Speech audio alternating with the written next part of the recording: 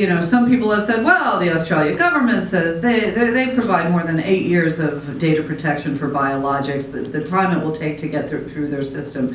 Why does it need to be written down?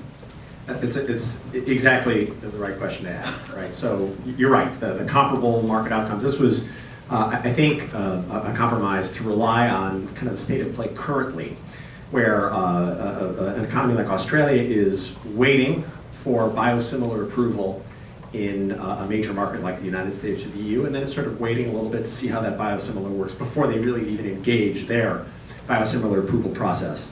So it could be as long as 12, 13, 14, 15, even longer years before a biosimilar product is actually approved in Australia. So you're right, it looks like, hey, under the current circumstances, 12 years.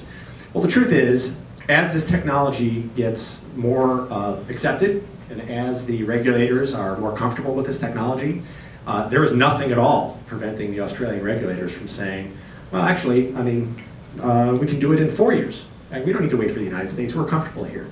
So without that kind of baseline protection in the TPP saying you must give this certain period of protection for biologics, there's nothing to prevent these regulators from doing it a lot quicker.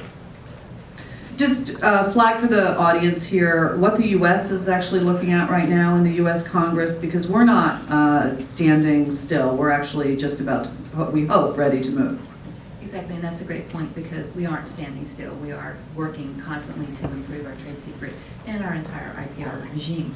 And so it's very important to understand that it is a living, breathing process. And the Defense of Trade Secrets Act will allow a federal civil right of action in the United States, which we currently do not have. We have state protections, but in this global world where somebody can download something on a thumb drive, if you go to a state court, the FBI may not be able to get right there, you go to a state court, they can take that thumb drive and drive across state lines, get on a plane, and they're gone.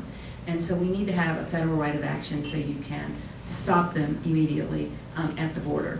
And so this is a very important piece of legislation. It's widely supported. I'm not aware of any opposition, and it was hotlined in the Senate, and so we are very optimistic that it will pass out of the Senate and then go into the House and move through the House and get done this year. Fingers crossed. Very important piece of legislation. And Brian has been working on this with my colleague Stan Finley, who's the Corning expert.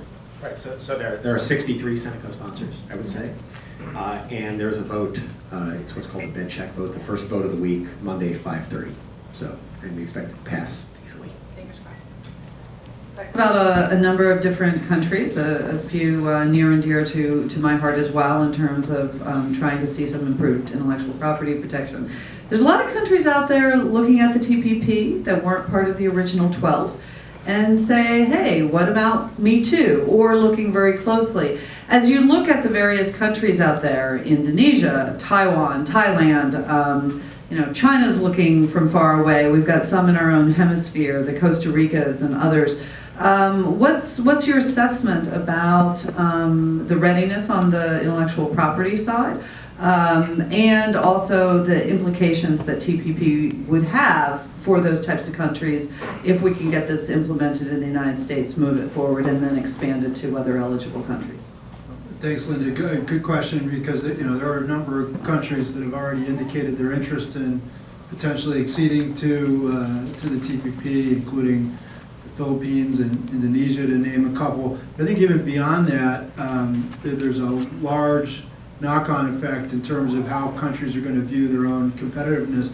And in China, for instance, where they are already engaged in a very systemic review of their system for the purpose of fostering domestic innovation, we have a country where they're really seeing now how the mechanics work, and the challenge is, do they implement a model that's open and non-discriminatory and really provides liquidity in the system, or do they do an insular model that advantages the domestic innovators over foreign innovators?